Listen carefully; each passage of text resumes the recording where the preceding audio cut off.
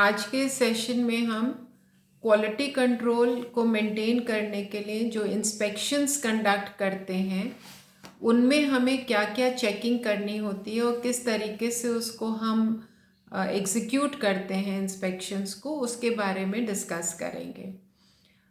जो भी जना इंस्पेक्शन करता है उसके अंदर एक विशेष क्वालिटी होनी चाहिए कि वो किसी भी चीज़ के साथ, किसी भी क्वालिटी मेंटेनेंस इशू के साथ कॉम्प्रोमाइज़ ना करे।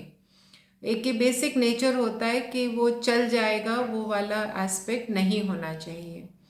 और उसको गारमेंट मैन्युफैक्चरिंग के पूरे प्रोसेसेस की पूरी जानकारी होनी चाहिए। तो जब हम शुरू में गारमेंट के लिए, गारमेंट जो हमें ऑर्डर मिला है उसके लिए हम फैब्रिक ऑर्डर करते हैं, तो जिस क्वालिटी का, जिस वेट का, जिस वीव का हमने कपड़ा ऑर्डर किया है, वो कपड़ा जो है वो अकॉर्डिंगली हमें सप्लाई हुआ है कि नहीं, ये चेक करना है। तो फैब्रिक कंस्ट्रक्शन किस तरीके का है, उसका प्रिंट प्रॉपर है कि नहीं, उसके कलर्स प्रॉपर हैं कि नहीं, उसका जो कपड़े का जो श्रिंकेज है वो प्रॉपर है कि नहीं, यहाँ तक कि हमें ये भी देखना है कि जो कपड़े में खिंचाव है, जो उसका ताना और बाना है, वो राइट एंगल्स पर है कि नहीं। कई बार वीविंग कहीं लूज हो जाती है जिसके वजह से जो ताना और बाना है उसका एंगल जो है वो राइट एंगल नहीं रहता। ये फैब्रिक डिफेक्ट्स के कैटेगरी में आता है। तो यहाँ तक की बारीकियाँ हमें चेक करनी होंगी। हमें ये भी देखना होगा कि थान में कंटिन्यूस जो है वो सेम वेट का धागा लगा है कि नहीं, क्योंकि ये कुछ चीज़ें होती हैं जिसके वजह से कपड़े की जो क्वालिटी है वो डाउन कर ली जाती है। हाँ, हमें जब अगर हमने स्ट्राइप्स और चेक्स ऑर्डर करें तो वो भी हमें देखना होगा कि उनका डिज़ाइनिंग और उनका प्लेसमेंट सही है कि नहीं। निटेड फैब्रिक्स को ख़ास तौर से बहुत बारीकी से चेक करना होता है, क्योंकि उसकी जो लूप्स हैं वो कहीं पर मिसिंग तो नहीं है, कहीं पर उन पे जो सिंकर का लाइन है वो तो नहीं आ गया है, जो यान है वो प्रॉपर थिकनेस का हर जगह यूज़ हुआ है कि नहीं, कपड़ा इन जनरल कहीं से कोई उसमें स्टेन्स तो नहीं है, किनारे उसके गड़बड़ तो नहीं है। तो ये सारी चीज़ें हम जब कपड़े को एक्सेप्ट करते हैं तब हम उस समय चेक कर लेते हैं।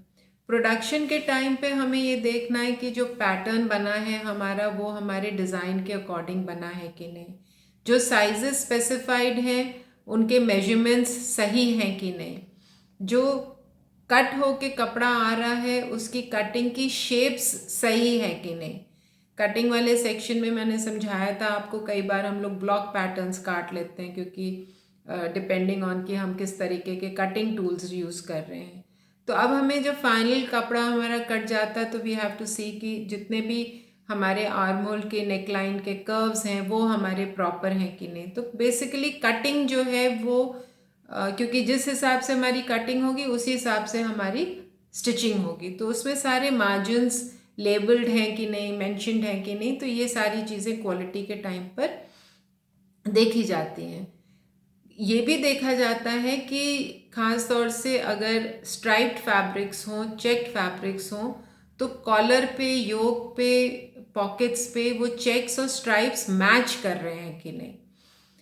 उसके बाद जब कटिंग हो जाती है, स्टिचिंग हो रही है, तो स्टिचिंग के बाद फिर चेक किया जाता है कि ये सारी मैचिंग्स सही है कि नहीं। स्टिचिंग हमारी अकॉर्डिंग टू हमारा जो स्टिचिंग ऑर्डर है, जो स्टिच पर इंच हमारा मेंशन्ड है, जो क्वालिटी ऑफ थ्रेड मेंशन्ड है, उस हिसाब से हमारी स्टिचिंग हुई है कि नहीं।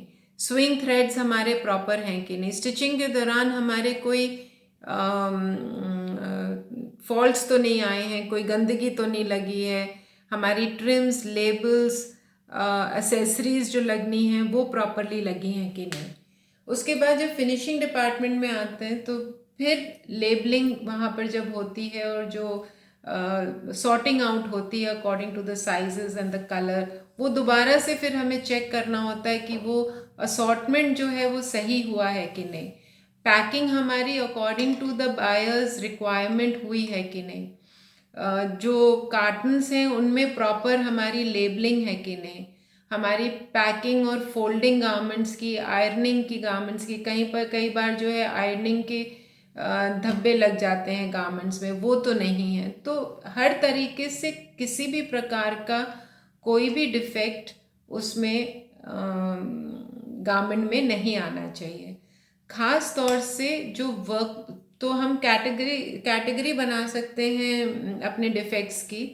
तो एक तो जैसे हो गया फैब्रिक के हमारे डिफेक्ट्स हो गए, फिर हमारे वर्कमैनशिप के हो गए, वर्कमैनशिप में हमारा सारा कटिंग एंड स्टिचिंग के सारे डिफेक्ट्स आ जाएंगे। हमें यहाँ तक कि ये भी चेक करना होता है, खास तौर से जब बहुत सारे साइजेस बन रहे होते हैं, कि हर एक जो जो पार्ट है गारमेंट का, वो सही पार्ट सही साइज में लगा है कि नहीं।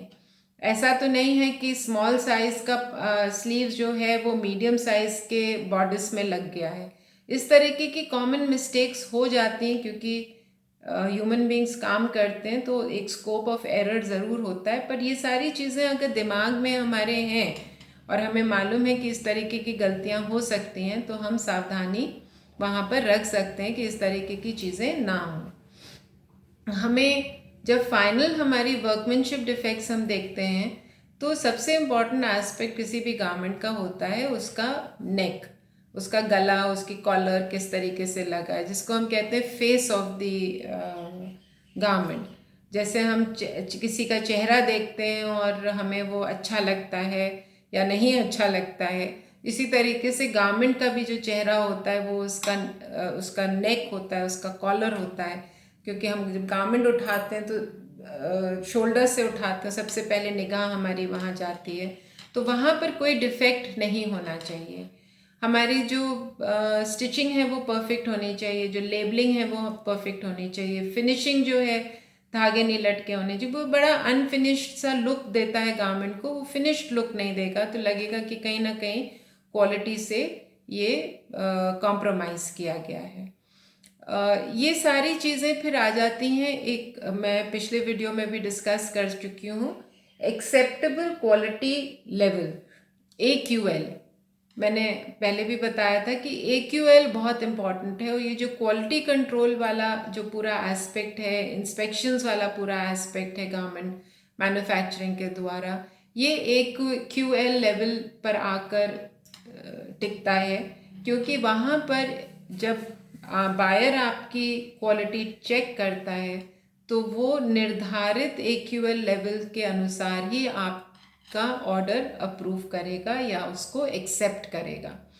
ये AQL लेवल में उसके पास एक ऑप्शन होता है, अगर आपने उसको नहीं फॉलो किया है तो वो आपका ऑर्डर और आपकी पूरी मैन्युफैक्चरिंग को रिजेक्ट भी कर सकता है, अगर आपने उसके स्टैंडर्ड्स मेंटेन नहीं किए हैं। तो मैंने पिछले वीडियो में बताया था कि AQL लेवल्स जो हैं वो 10 तक होते हैं। जो 10 का मतलब ये है कि 100 गारमेंट्स में 10 गारमेंट तक आपके रिजेक्ट हो सकते हैं। तो वैसे होता है जो हाई एंड गारमेंट्स होते हैं उनमें 1 का लेवल होता है। तो इसका मतलब ये है कि जो AQL लेवल्स हैं जिसके हिसाब से आपने ऑर्डर लिया है, वो मेंटेन करने के लिए आपको हर स्टेज पे क्वालिटी कंट्रोल करना पड़ेगा, आपको इंस्पेक्शंस करने पड़ेंगे, और आपको जो प्रोडक्शन फ्लो है गारमेंट का उस पे नज़र बहुत कड़ी रखनी होगी। Thank you.